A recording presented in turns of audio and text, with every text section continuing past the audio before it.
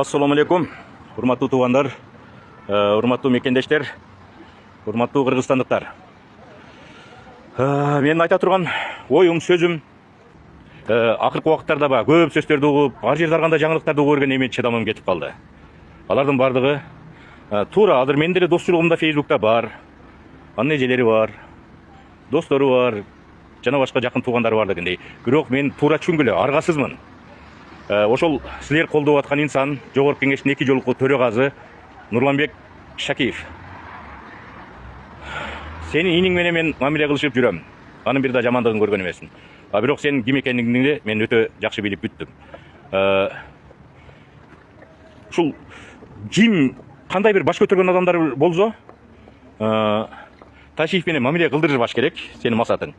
Мамилени только мен аркылуу кылыш керек дегендей кылып жүрүп, бир топ аксылык балдарды дагы сен чаптырдың, сындырдың, каматтырдың. Ошолордун арасында мен деле бармын. Эми кимдир бирөөлөр аркылуу дагы бир нерсени жактырышың мүмкүн. Бирок Нурлан, мен сени бүгүнкү абалыңда турган убакытта эч убакытта жамандык каалабайын деген оюм болгон. Бирок эми ар кимден угуп, сенин айткан сөздөрүңдү уже жүрөгүмө батыра албай калдым, Нурлан. Балким сенин кооба устатың дейин десем, сен буга чейин Бакиевдин деле башын жеп тынгансың. Мына кече жакында Ташиевдикин деле жеп тындың. Нурлан досум, сага жаман сөз айтпайын десем дагы айтышка туура келди. Нурлан дос, бүт бардыгын өзүң жакшы билесиң. Эгерде кырдаалды дагы курчап турган болсоң, мен айта турган сөздөрүм көп. Сен могу 20-жылдарга чейин карапайым адам элең, кандайдыр бир кара светтеги БМВны алып, үй жайыңга туура бар эле. О теги жакта Бакиевдин убагында алган жерлериңе салган үйлөрүң. Мындай кредит сыяктуу алып бир БМВ минип жүргөн жайың бар эле. 20-жылдан кийинки абалыңы мен көрө албай турган адамдар менен эмесмин, бирок Кудай таалам бардыгын ордуна коюп, бүгүнкү күндө сынап атат сени. Нурлан, бул элден алганың, бирөөлөрдү сындыргандарың, камчакеге көтүңү такап алып туруп, ар кимден алып койгон дүнүйөлөрүң сага жукпай атат. Аксыга Кербен шаарына кире берген жердеги бир арка курулуп турат. Ал арканы сен көтөрүп кетпейсиң, эл үчүн калды. Бул эмгегиңе рахмат. Бирок ошолорду каяктан алдың суммаларын? Айта берсе сөз көп. Бирок азыркы убактымда бираз мен тууралуу айткан сөздөрүңө угуп алып туруп, чыдай албай кетип атып, эмоция калтырып, кээ бир сөздөрүмдү жоготуп атам. Нурлан, 20-жылга чейин ким элең, бүгүн кандай миллионер болуп турасың? Азыркы Садыр Жапаровдун бийлигине мен суранып кетем. Нурлан Шакиевдин байлыгын, башкаларын, ушул кимдерди кызматтарга койгон, алар кантип барган, алар кече күнү ким эле, бүгүн ким болуп калды? Бардыгын тыкыр иликтеп беришиңерди суранам. Нурланбек, экөөсүңө мындан кийинки бар саламдарыбыз 4 жыл мурда эле үзүлгөнүн билем.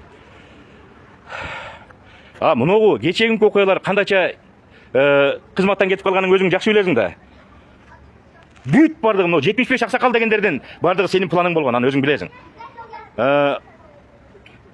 Импичмент маселеси, президентке ишеним көрсөтпөй аны кулатуу, Ташиевди президенттикке аттандыруу, ага чейин Садыр Жапаров кулап кеткенде убактылуу президенттин милдетин аткарып калам, андан кийин маселени мен чечем дегендериңе бардыгыбыз билебиз да. Нурлан Шакиев аны карапайым эл деле түшүнүп турат. Жогорку кеңештин азыркы кетип аткан депутаттары жөндөн жөн эле кетип калбай арызын жазып алып, мандатын тапшырып, ушулардын бардыгына өзүнчө чара колдонгула. Айрыкча менин жердешим Нурланбек Шакиевке чара колдонгула. Азыр муну Facebook'ка жүктөйм, түбүнө комментарийлерде пактакорлору да көп экенин билем. Ар нерсени жазып алып азыр мени тебелеп тепсешин билем. Удум бардыңарды. Жаза бергиле. Бирок бул күндөр деле өтөт. Кудай бардыгын таразалап турат. Калыстык гана болуш керек. Азыркы мен Жапаровдун бийлигинен мындай калыстыкты талап кылам. Көңүлүнө эч кимди карабаш керек. Мыйзам чегинде бардыгы иш жүрүш керек. Мен бирөөдү жамандайын, каралайын деген оюм жок. Болгону бардыгы мыйзам чегинде күнөшкүлө.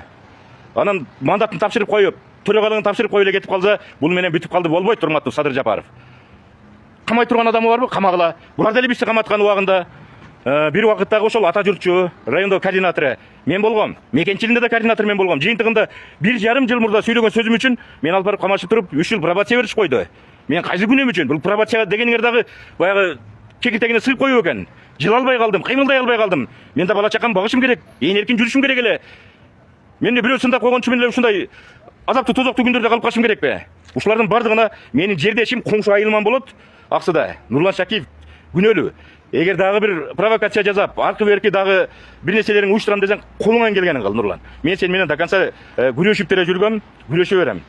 Мен муну бийликтен же башкадан мыйзамды сыйлайм, конечно. Бирок коркуп кала турган адам эмесмин. Кудайдын алдына барганда дагы экөөбүз эзептешебиз. Нурландын тарапташтары, эми алар калбай деле калган болушуңар мүмкүн. Түшүнүү менен кабыл алгыла. Нурландын ачыгын айтайын, адам эмес. Ушуну билгиле.